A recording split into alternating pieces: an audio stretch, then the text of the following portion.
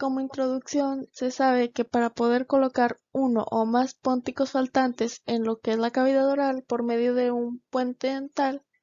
es importante que pues estas piezas que corresponden a los pilares cuenten con ciertas características, ya que estas nos servirán como retención, apoyo, estabilidad y soporte de las fuerzas masticatorias de las piezas ausentes. Entonces, por ende, es de suma importancia que los pilares o muñones tengan ciertas características que a lo largo de esta presentación se van a demostrar, conociéndose así como sus principios de tallado.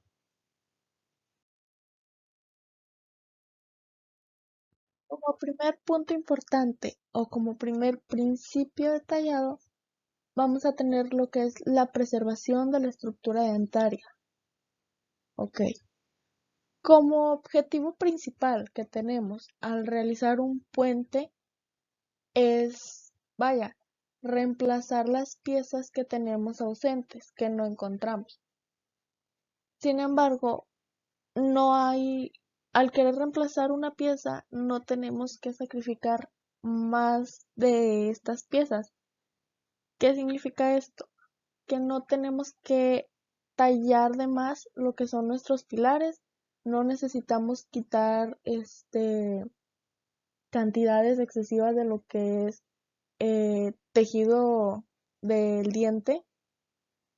porque lo que necesitamos aquí es tener un pilar fuerte, un pilar que pueda resistir todo lo que son las fuerzas de las piezas que hemos perdido, que no encontramos en la cavidad oral, por lo cual no hay que eliminar excesivamente lo que es el tejido de estas piezas. Todo esto se debe limitar a cantidades pequeñas, a cantidades necesarias, en dado caso de que nuestra pieza llegue a tener algunas caries o órgano infectado, retirarlo, pero no irnos más allá de lo que sea necesario para encontrar el muñón en lo que es un estado de salud.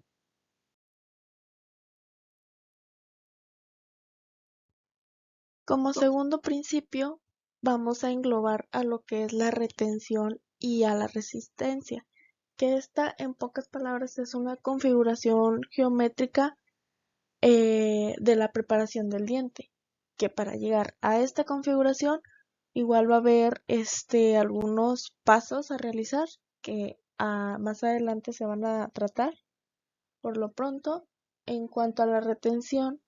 ¿qué es esto? Este va a evitar lo que es la salida de nuestra restauración a lo largo de la vía de inserción o el eje longitudinal de de la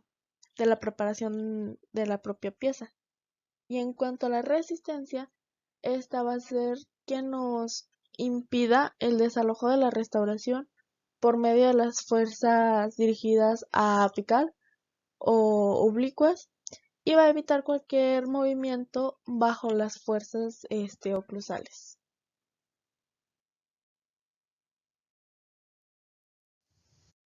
En cuanto a lo que es nuestra retención, vamos a encontrar dos tipos, que esto va a depender del tipo de restauración que estemos haciendo. Por un lado, vamos a tener lo que es la retención externa, que esta se va a dar sobre lo que es las paredes vestibular y lingual de una corona de recubrimiento completo, la cual esta va a ser una retención en forma de recubrimiento o de casquillo, que es como se ve en la imagen 9.1, que es la que está en la parte izquierda de la pantalla. Y por otro lado, vamos a tener lo que son las retenciones para preparaciones internas, que estas de igual van a ser en lo que es la pared vestibular y lingual. Sin embargo, está dentro de lo que es la caja proximal de de una restauración inline proximal oclusal, la cual va a tener una retención en forma de cuña. Muchas restauraciones, en muchos casos, se llegan a combinar estos dos tipos de retención. Sin embargo, pues todo esto va a variar según el caso que se esté tratando. Para que nuestra preparación de igual manera tenga una buena resistencia, debemos de adaptarle una buena conicidad. Eh, esta- este muñón debe contar con dos paredes externas opuestas, las cuales van a converger gradualmente, o por otro lado tener dos superficies internas opuestas de la misma manera que éstas diverjan oclusalmente. Cuanta más superficie dental y más cercanas al paralelismo estén lo que son nuestras paredes opuestas,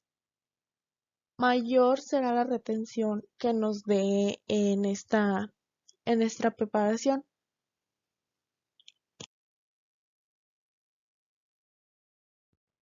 Y claro, como cada pieza dental es diferente y tiene diferente forma de trabajarse, los grados de angulación para sus retenciones van a variar según la pieza que vayamos a restaurar, que vamos a usar como un pilar. Entonces, aquí se les está mostrando una tablita en donde las angulaciones óptimas según la pieza que se va a utilizar como pilar. La libertad de desplazamiento. Esta va a ser una capacidad que tenemos que limitar con el fin de que aumente nuestra resistencia de la restauración. Esta se va a dar a base de un surco, el cual estrictamente necesitamos que esté perpendicular a la dirección de las fuerzas oclusales que va a recibir lo que es nuestro pilar. Y debemos de evitar a toda costa que este surco sea de forma de un ángulo oblicuo hacia lo que es la pared axial, ya que este lo único que va a hacer es que nuestra restauración se desplace y tenga menos estabilidad.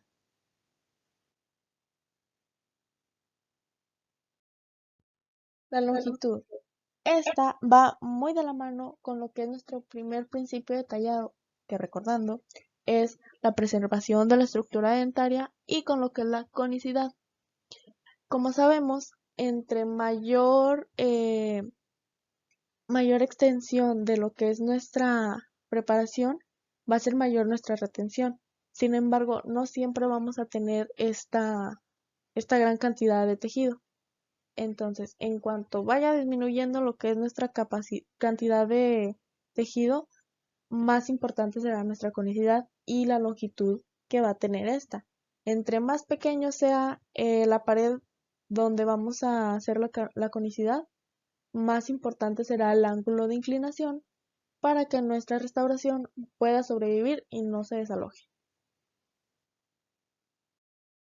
La sustitución de componentes internos,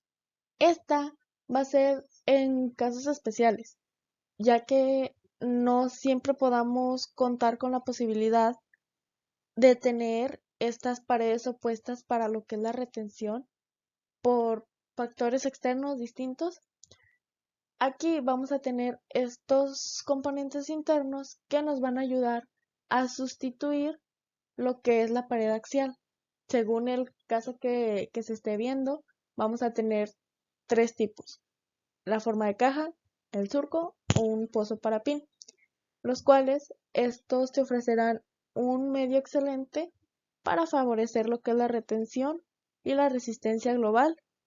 debido a una ausencia de una pared. Inserción. Esta es una línea imaginaria a lo largo de la cual la restauración se colocará o se retirará de lo que es nuestra preparación. En este es muy importante la visión clínica del dentista, ya que aquí conviene utilizar la técnica correcta, que se basa en analizar ambas preparaciones, ambos pilares de un puente, analizándolos con un ojo cerrado. de esta manera evitando resultados falsos debido a la distancia entre sí de ambos ojos y la distancia entre los ojos y las preparaciones. Y aquí es muy importante realizar el paso muy minuciosamente, ya que nuestras preparaciones deben ser obligatoriamente paralelas entre sí para que nuestro puente pueda embonar y quedar lo más perfecto posible. Como mencionaba, que es de suma importancia que estas preparaciones sean paralelas entre sí, ya que si llegan a ser diferentes, que no sean paralelas, va a haber una discrepancia en lo que es la dimensión de estas piezas. Vaya, si en cuanto a llega a haber una falla en lo que es la dimensión vestíbulo-lingual, puede llegar a afectar más que nada lo que es la estética de las piezas, ya que si se llega a hacer un desgaste excesivo, puede llegar a mostrar lo que es el material interno de lo que es de lo que es la restauración, o por otro lado, si llega a haber un faltante de detallado, va a haber un sobrecontorneado de la restauración, haciendo que ésta se vea un poquito más inclinada hacia lo que es vestibular, o una transparencia opaca, o en dado caso ambos. Y por otro lado, tenemos si hay una dimensión, en cuanto hay una falla en cuanto a la dimensión mesiodistal, estas pues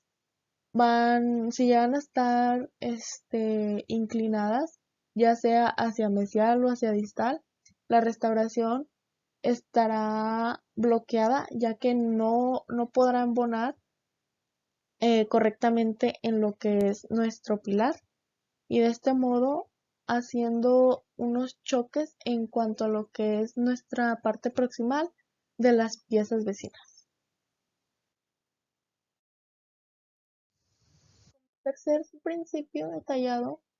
vamos a tener lo que es la durabilidad estructural, la cual en sí va a ser una armonía entre lo que es el material a utilizar, la fuerza que llega a tener este material y las fuerzas oclusales que puedan recibir, y los contornos axiales. Todo esto para evitar problemas periodontales a futuro a causa de nuestra restauración. La durabilidad estructural de igual manera va a tener tres principales características para que sea de una forma exitosa. Como primera característica, y siendo lo más importante, vamos a tener lo que es la reducción oclusal, la cual esta se tiene que proporcionar según el material a utilizar en nuestra restauración, para ver qué resistencia va a tener en cuanto a las fuerzas oclusales que va a recibir. Eh, Como primer material tenemos lo que es el oro, y la reducción oclusal en cuanto a nuestras cúspides funcionales tiene que ser de 1.5 milímetros, y la reducción oclusal entre cúspides no funcionales va a ser de 1 milímetro. Ahora, el segundo material más utilizado, el metal cerámica, que va a tener un espacio entre cúspides funcionales, una reducción de 1.5 a 2 milímetros, y entre las no funcionales de 1 a 1.5 milímetros. Y por último, teniendo lo que es el material de cerámica, que va a haber una reducción entre cúspides funcionales de 2 milímetros y una reducción entre cúspides no funcionales de igual 2 milímetros. En cuanto a dientes mal posicionados, pues estos poseen superficies oclusales no paralelas, por lo cual es necesario hacer un espacio tanto en cúspides funcionales como no funcionales de 1 milímetro. Ahora, una vez que realizamos la reducción oclusal, independientemente del material que hayamos decidido utilizar, para lo que es nuestra restauración, debemos de realizar un biselado sobre lo que es la cúspide funcional, todo esto para proporcionar un espacio extra eh, en cuanto a nuestro punto de contacto oclusal. Al no realizar este biselado, puede llegar a dar lugar a diversos problemas, en los cuales uno de ellos y el más común es dejar extremadamente delgado lo que es la zona que recubre la unión de la reducción oclusal y la axial, dándole tendencias a que nuestra restauración pueda llegar a fracturarse.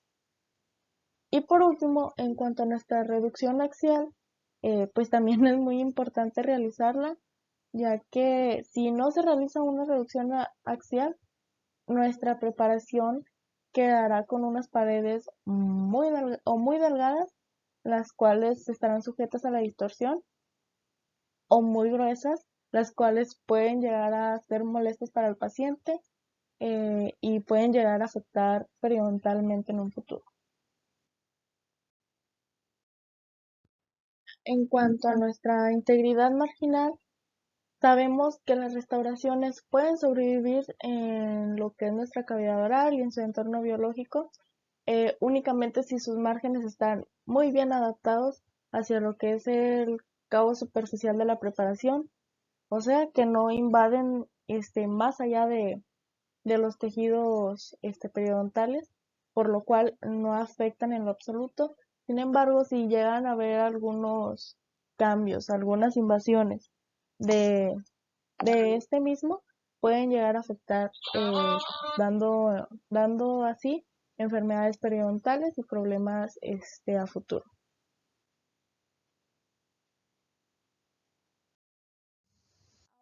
Ya que sabemos la importancia de mantener una integridad marginal de lo que son pues nuestros tejidos periodontales, entra mucho en discusión el biselar o no biselar. En cuanto al biselar, estas restauraciones, sabemos que pues las restauraciones de metal colado se pueden fabricar para adaptarse con una gran precisión. Sin embargo, aquí hay una cierta discrepancia entre el margen de la restauración y la preparación. Dando esto, si llegamos a hacer un biselado, va a definirse como un medio para disminuir lo que es la discrepancia marginal, eh, ayudando a esta preparación para no dañar lo que son nuestros tejidos periodontales.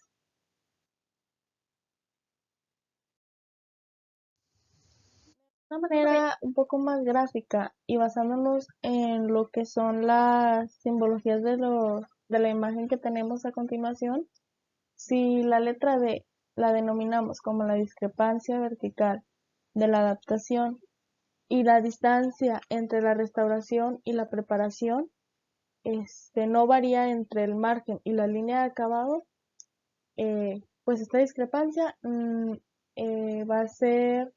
muy perpendicular a lo que es la superficie del diente. De esta manera, dando un cierre completamente a lo que es nuestra restauración con nuestra preparación, entonces evitando cualquier problema.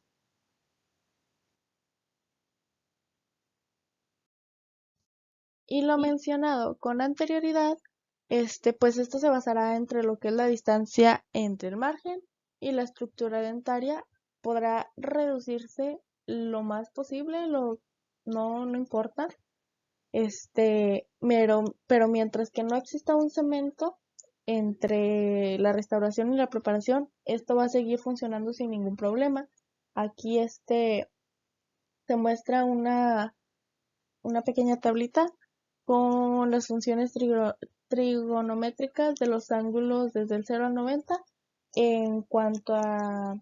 lo que es las preparaciones con biselado. Y como les menciono, si se puede llegar a reducir, sin embargo, con que no esté el factor del cemento, esto no va a ocasionar ningún problema y se va a poder realizar.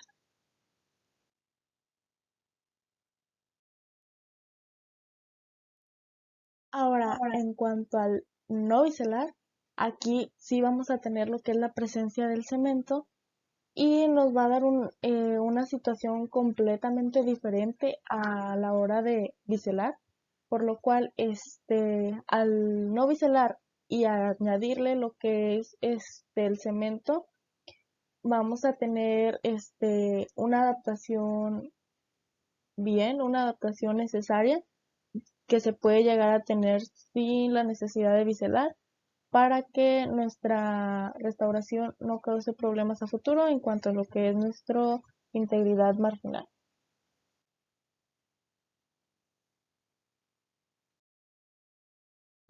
De realizar nuestro biselado, cuando el ángulo de dicho bisel del margen se hace más agudo, su seno va a disminuir, mientras que el ángulo de la línea de acabado se va a hacer un poquito más obtuso, por lo cual su coseno va a disminuir y su distancia va a aumentar. Ahora, en pocas palabras, es cuando más cerca al paralelismo esté lo que es el ángulo de lo que es la vía de inserción, mayor pues será la distancia entre el ángulo, por lo cual la restauración no se adaptará, por lo cual se opta la utilización de lo que es el cemento. Estos resultados dictan que el margen del ángulo debe continuar siendo utilizado en restauraciones de metal y este debe oscilar entre los que son los 30 y 45 grados. De igual manera, vamos a tener también lo que son nuestras configuraciones de líneas de acabado, las cuales pues estas determinan la terminación de la preparación y la unión con nuestro órgano dentario, la cual pues tiene que estar sobre lo que es la estructura dentaria aún, sin llegar más allá de lo que es el espesor biológico y evitar cualquier contacto con lo que son nuestros tejidos periodontales. Estos deben de evitar biseles amplios y poco profundos, ya que son paralelos a la superficie externa del diente y pueden dar lugar a un sobrecontorneo. Vamos a tener varios tipos de configuraciones de líneas de acabado, comenzando con la chamfer, la cual esta es una línea de acabado gingival preferida para las restauraciones de metal y de recubrimiento, ya que este presenta una menor tensión. Y aquí se muestra una imagen de cómo se ve y cómo se realizaría esta línea de acabado.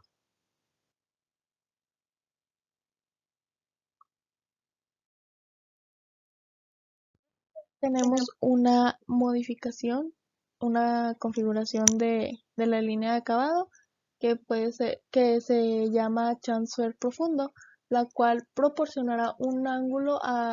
de cabo superficial de 90 grados con un ángulo interno grande, el cual proporcionará un mejor soporte para lo que es una corona de cerámica. Al realizársele un bisel, puede llegar a utilizarse para una restauración de corona. Y como ven, a diferencia, este tiene una pequeña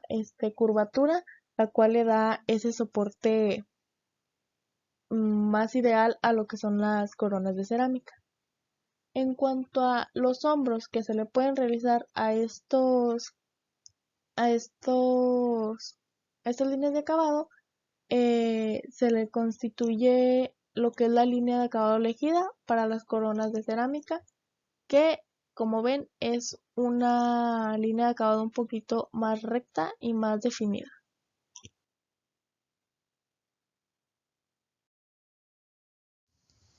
De igual manera, vamos a tener una variación en cuanto a los hombros a realizarse,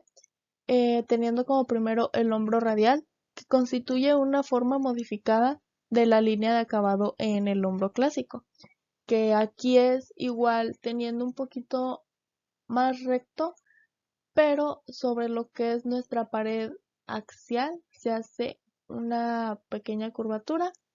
y no pierde lo que es el ángulo de 90 grados tal cual que se presentaba en esta porción de aquí. Y por otro lado tenemos el hombro biselado, que este se emplea como una línea de acabado en diversas situaciones, como lo es la línea de acabado gingival en lo que son cajas proximales de los inlines y los online, para el hombro oclusal del online y para coronas 3/4 mandibulares, que como ven aquí en la imagen es un poquito más recta, sin embargo pues este se encuentra sobre lo que son las cajas proximales. Y para finalizar vamos a tener nuestro quinto principio detallado, que va a ser la preservación del periodonto, en donde, en pocas palabras, es realizar todos nuestros principios detallados de una manera adecuada y correcta para así evitar extendernos a lo que es nuestros tejidos periodontales y evitar dañarlos a la hora de estar realizando nuestra preparación o estar adaptando nuestra restauración. Todo esto con el fin de tener una armonía entre preparación y tejidos de soporte. Todo esto pues a lo largo de todo el tratamiento y posteriormente ya una vez que se tenga lo que es la restauración en cavidad oral y darle el cuidado que se debe de tener para evitar extendernos a un problema periodontal.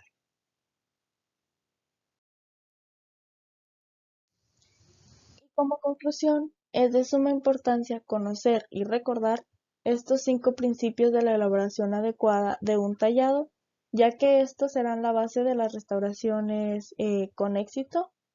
Y si no se cumplen adecuadamente con estos principios, no importa si nuestra restauración esté muy bien elaborada, si sus pilares no cuentan con las características adecuadas para la permanencia en nuestras preparaciones. Entonces, es muy importante respetar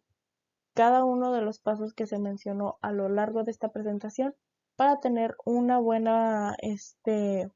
preparación para poder adaptar nuestras restauraciones y regresarle esa función estomatognática a lo que es nuestra cavidad oral.